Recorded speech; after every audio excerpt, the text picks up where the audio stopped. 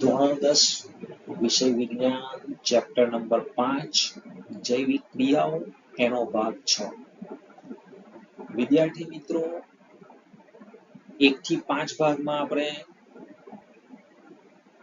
પહેલી જૈવિક ક્રિયા પોષણ વિશે ખૂબ ડિટેલમાં માહિતી મેળવી છે। હવે પહેલી જૈવિક ક્રિયા ભાગ 5 સાથે પૂરી થાય છે।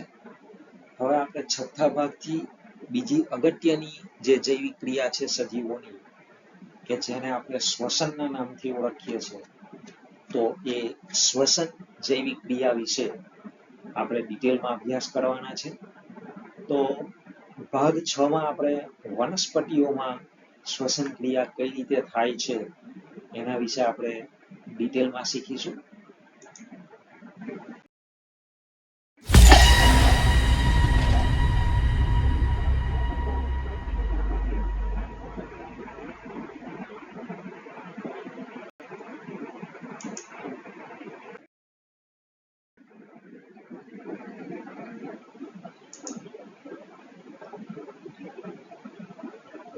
તો સૌપ્રથમ પ્રશ્ન એ થાય કે શ્વસન એટલે શું?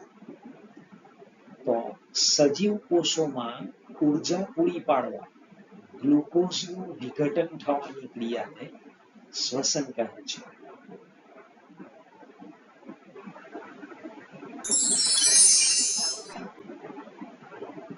તો વિદ્યાર્થી મિત્રો શ્વસનના મુખ્ય 2 પ્રકાર છે। પહેલો પ્રકાર કે જે જાળક શ્વસનના નામે ઓળખાય છે। પ્રકાર નંબર 2 અજાળક શ્વસન।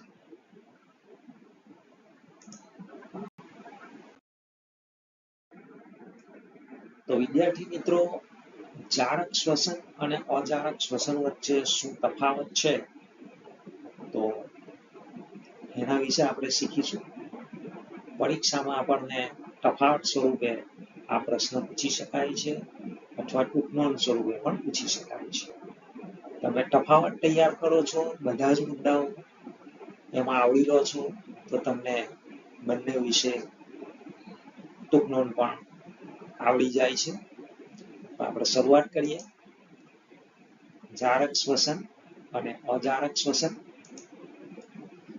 તો જાળક શ્વસનમાં O2 એટલે કે ઓક્સિજનનો ઉપયોગ થાય છે, જ્યારે અજાળક શ્વસનમાં O2 એટલે કે ઓક્સિજનનો ઉપયોગ થતો નથી।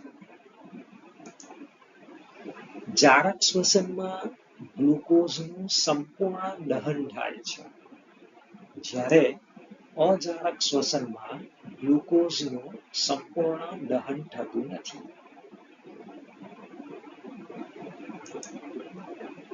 જાળક શ્વસનના અંતે વધારે પ્રમાણમાં ઉર્જા મુક્ત થાય છે, જ્યારે અજાળક શ્વસનના અંતે ખૂબ ઓછી ઉર્જા મુક્ત થાય છે। જાળક શ્વસનના અંતે CO2 એટલે કે કાર્બન ડાયોક્સાઇડ અને H2O એટલે કે પાણી ઉત્પન્ન થાય છે, જ્યારે અજાળક શ્વસનના અંતે પ્રાણીજન્ય માધ્યમમાં એટલે કે પ્રાણીઓની અંદર લેક્ટિક એસિડ અને વનસ્પતિજન્ય માધ્યમમાં એટલે કે વનસ્પતિઓમાં ઇથેનોલ અને CO2 એટલે કે કાર્બન ડાયોક્સાઇડ ઉત્પન્ન થાય છે। આ ઇથેનોલ એક પ્રકારનો આલ્કોહોલ છે। અગાઉ કેમિસ્ટ્રીમાં જે ચેપ્ટર્સ આવશે એમાં તમે એના વિશે ડિટેલમાં શીખવાના છો।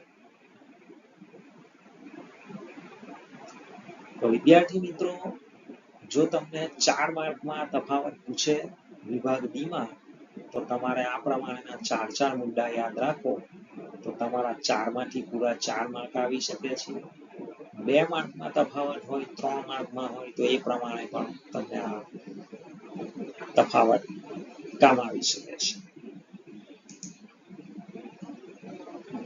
આગળ 5મો મુદ્દો છે કે જાળક શ્વસનનો પ્રથમ તબક્કો કોષ રસમાં અને બાકીનો તબક્કો કણાભ સૂત્રમાં થાય છે। જ્યારે અજારક શ્વસન સંપૂર્ણપણે કોષ રસમાં જ થાય છે, એટલે કે કણાભ સૂત્ર ને અજારક શ્વસન સાથે કોઈ લેવા દેવા નથી.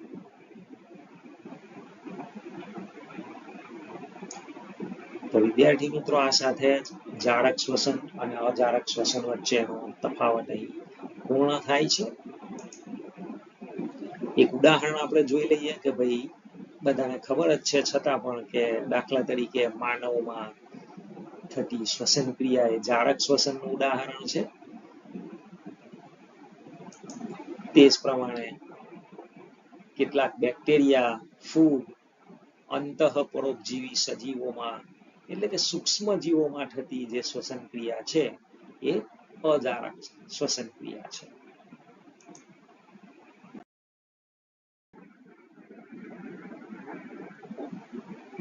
વિદ્યાર્થી મિત્રો, હવે શ્વસનના ટોપિકમાં આગળનો પ્રશ્ન છે કે વિવિધ સજીવોમાં ખાદ્ય પદાર્થોમાંથી ઉર્જા મુક્ત કરવાની જુદી જુદી પદ્ધતિઓ સમજાવો. અથવા આ જ પ્રશ્ન આપણને એ પ્રમાણે પણ પૂછે કે ગ્લુકોઝના વિઘટનના વિવિધ પરિપથ સમજાવો, એટલે કે જુદા જુદા રસ્તાઓ શું છે એ આપણે સમજાવવાના છે.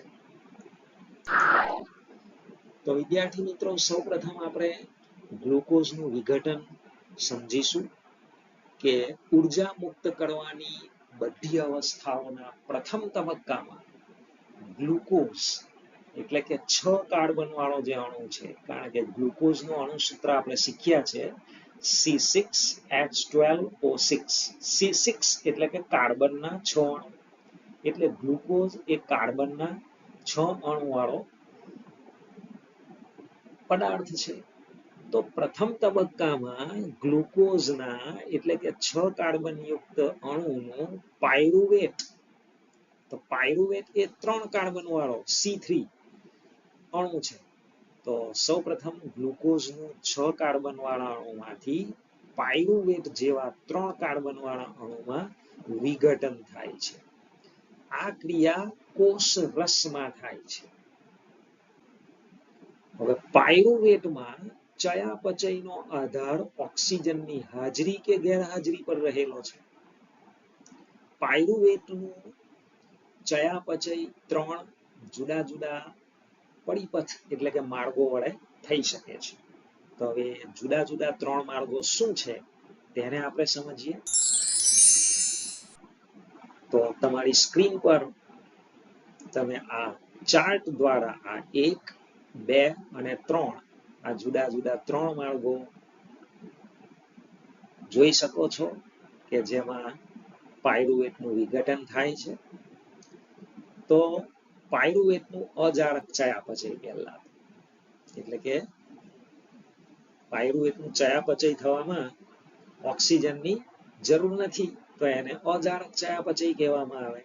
ઓક્સિજનની ગેરહાજરીમાં પાયરુવેટનું ઇથેનોલ અને કાર્બન ડાયોક્સાઇડમાં રૂપાંતર થાય છે, તેને અજારક શ્વસન કહે છે.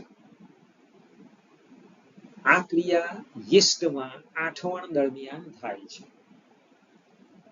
તો વિદ્યાર્થી મિત્રો, આપણને અજારક શ્વસન એટલે શું એવો પ્રશ્ન પણ પૂછે, તો એનો જવાબ પણ આપણને અહીંયા મળી જાય છે કે ઓક્સિજનની ગેરહાજરીમાં પાયરુવેટનું ઇથેનોલ અને કાર્બન ડાયોક્સાઇડમાં રૂપાંતર થવાની ક્રિયા એ અજારક શ્વસન છે. અને કયા સજીવમાં થાય છે આ ક્રિયા, તો કે યીસ્ટ નામની ફૂગમાં આઠવણ દરમિયાન આ ક્રિયા થતી હોય છે. આઠવાવાની ક્રિયા જેને આપણે કહીએ છીએ આપણા રસોડાની ભાષામાં,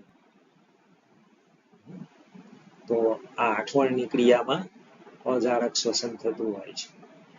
જ્યારે આપણી સ્નાયુ પેશીમાં ઓક્સિજનનો અભાવ કે ઓછું પ્રમાણ હોય ત્યારે પાયરુવેટનું લેક્ટિક એસિડ 3 કાર્બન વાળા લેક્ટિક એસિડમાં રૂપાંતર થાય છે.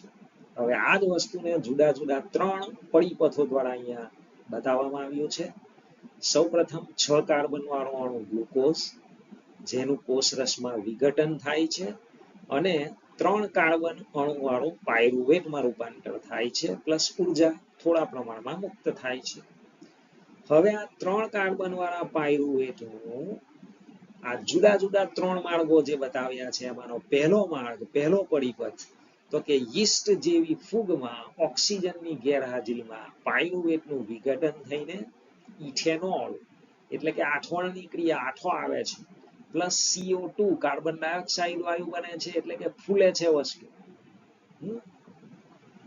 કેક બનાવો છો, બ્રેડ બનાવો છો, તેમાં યીસ્ટ નામની ફૂગ આપણે નાખીએ છીએ, તો આઠો આવે છે અને કાર્બન ડાયોક્સાઇડ વાયુના લીધે ફૂલે છે, ખમણ બનાવીએ છીએ વગેરે વગેરે, પ્લસ ઉર્જા મુક્ત થાય. તો આ ઇથેનોલ એ 2 કાર્બન વાળો અણુ છે, C2. બીજો પરિપથ, બીજો માર્ગ છે પાયરુવેટનું વિઘટન થવાનો O2 ના અભાવે એટલે કે ઓક્સિજનની ગેરહાજરીમાં આપણી સ્નાયુ પેશીના અંદર. તો 3 કાર્બન વાળા પાયરુવેટનું આપણી સ્નાયુ પેશીમાં ઓક્સિજનની ગેરહાજરીમાં વિઘટન થાય છે અને એમાંથી લેક્ટિક એસિડ 3 કાર્બન વાળો C3 બને છે, છૂટો પડે છે, પ્લસ ઉર્જા મુક્ત થાય છે. અને ત્રીજો પણ એક માર્ગ છે, ત્રીજો પરિપથ છે કે 3 કાર્બન વાળા પાયરુવેટનું ઘણા સૂત્રોમાં ઓક્સિજનની હાજરીમાં વિઘટન થઈને કાર્બન ડાયોક્સાઇડ વાયુ છૂટો પડે છે, પ્લસ પાણી છૂટું પડે છે, પ્લસ ઉર્જા મુક્ત થાય છે. તો આ ત્રીજા પરિપથમાં સૌથી વધારે પ્રમાણમાં ઉર્જા મુક્ત થાય છે. તો વિદ્યાર્થી મિત્રો, આ 1, 2 ને 3 એ પાયરુવેટનું વિઘટન થવાના જુદા જુદા 3 માર્ગો અથવા તો પરિપથ છે. જવાબને આપણે આગળ વધારીશું. આ પરિપથ આપણે બતાવી દીધા ગ્લુકોઝના વિઘટનના. હવે પાયરુવેટનું જારક ચયાપચય આપણે જે પેલા ફ્લોચાર્ટ દ્વારા સમજ્યા આવે એનું અહીંયા વર્ણન કરી નાખીએ કે 3 કાર્બન ધરાવતા પાયરુવેટ અણુનું ઓક્સિજનની હાજરીમાં 3 કાર્બન વાળા અણુમાં 3 અણુમાં એક કાર્બન ડાયોક્સાઇડ, બીજો પાણીમાં વિઘટન પામે છે, ઉર્જા મુક્ત થાય છે, તેને જારક શ્વસન કહે છે. ઓક્સિજનનો ઉપયોગ કરી પાયરુવેટનું વિઘટન ગણાભ સૂત્રોમાં થાય છે. ક્યાં થાય છે મિત્રો? ગણાભ સૂત્રોમાં. અજારક શ્વસનની તુલનામાં જારક શ્વસનમાં ખૂબ જ વધારે ઉર્જા મુક્ત થાય છે. આપણે તફાવતમાં પણ આ મુદ્દો લીધો છે. કોષીય શ્વસન દ્વારા મુક્ત થતી ઉર્જા એટીપીના અણુના સંશ્લેષણમાં ઉપયોગમાં લેવામાં આવે છે. વિદ્યાર્થી મિત્રો, આ સાથે આ પ્રશ્નનો જવાબ અહીંયા કમ્પ્લીટ થાય છે. ગ્લુકોઝનું વિઘટન સમજાવો.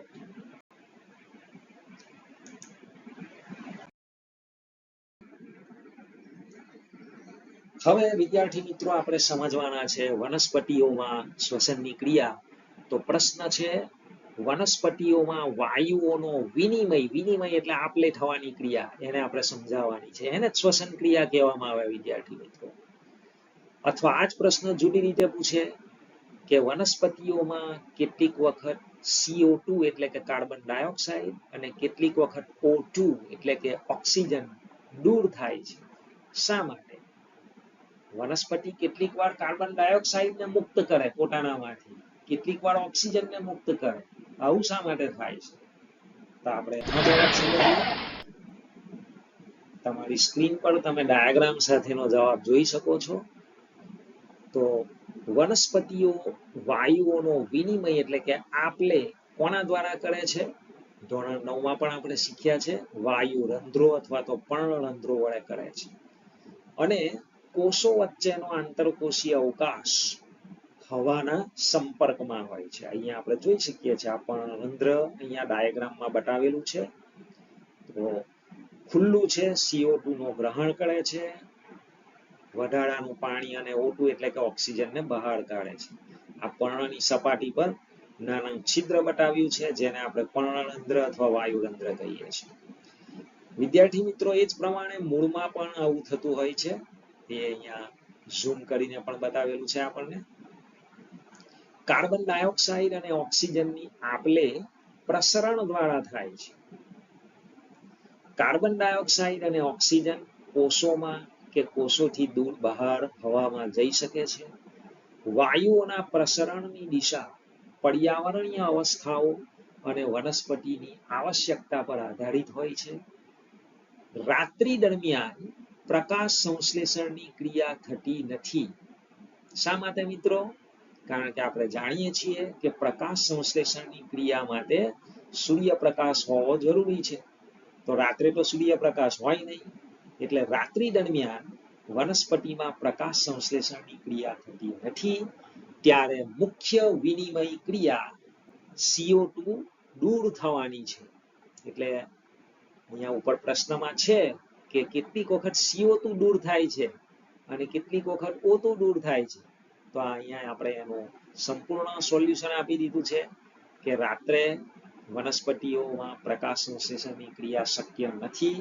તો રાત્રિ દરમિયાન કયા વાયુનું દૂર થાય છે વનસ્પતિમાંથી? CO2. અને એટલા જ માટે મિત્રો એવું કહેવાય છે કે રાત્રે વનસ્પતિના નીચે સૂવું જોઈએ નહીં.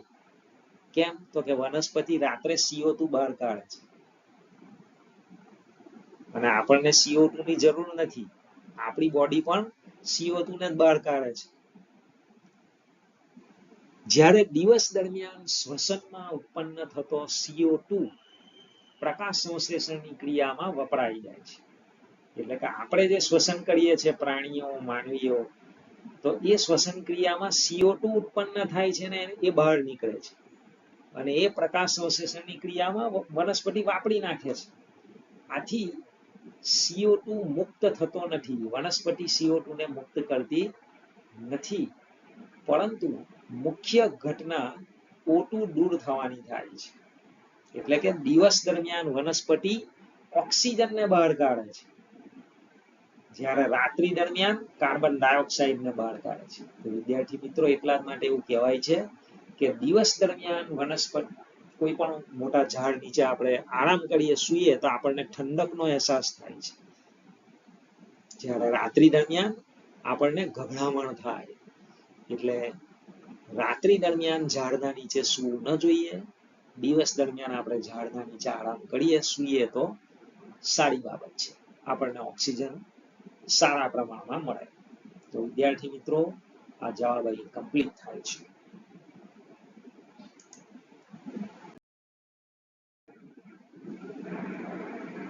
હવે પછીનો પ્રશ્ન છે, સ્થળચર પ્રાણીઓ એટલે કે જમીન પર વસવાટ કરનારા પ્રાણીઓમાં શ્વસન વાયુઓના વિનિમય એટલે કે આપલે માટેની આવશ્યકતાઓ જણાવો.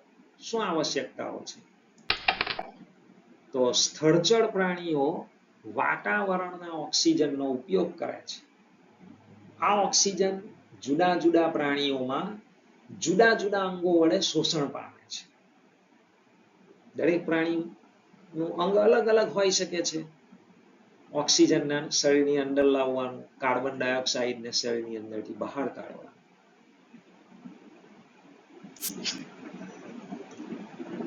બધા અંગોમાં એવી રચના હોય જે સપાટીના ક્ષેત્રફળમાં વધારો કરી ઓક્સિજન યુક્ત વાતાવરણમાં સંપર્કમાં રહે.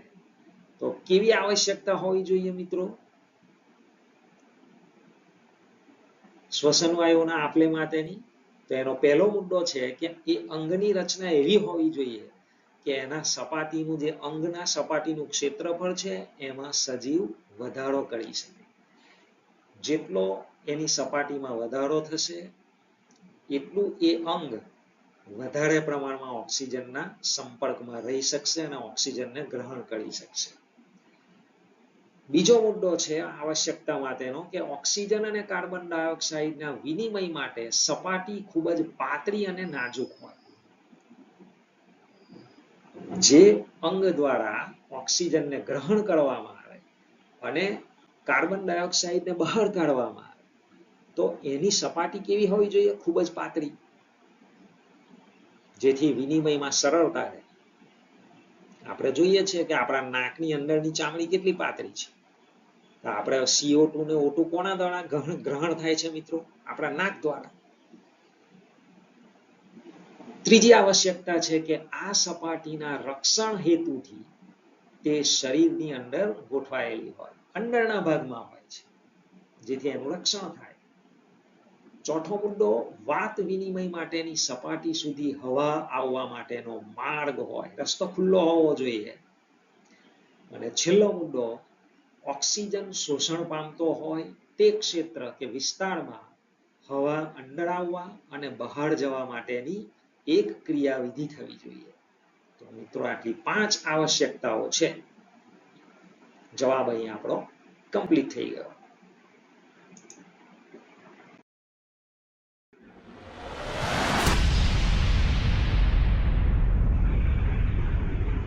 તો વિદ્યાર્થી મિત્રો, આ સાથે જ આપણો ભાગ 6 કે જેમાં આપણે શ્વસન ક્રિયા વિશે શીખવાનું શરૂ કર્યું છે અને આપણે વનસ્પતિમાં શ્વસન ક્રિયા કઈ રીતે થાય છે, સૂક્ષ્મ જીવોમાં શ્વસન ક્રિયા શું છે, તો એના વિશે શીખ્યા. હવે પછીના ભાગમાં આપણે શ્વસન જૈવિક ક્રિયામાં આગળ વધીશું.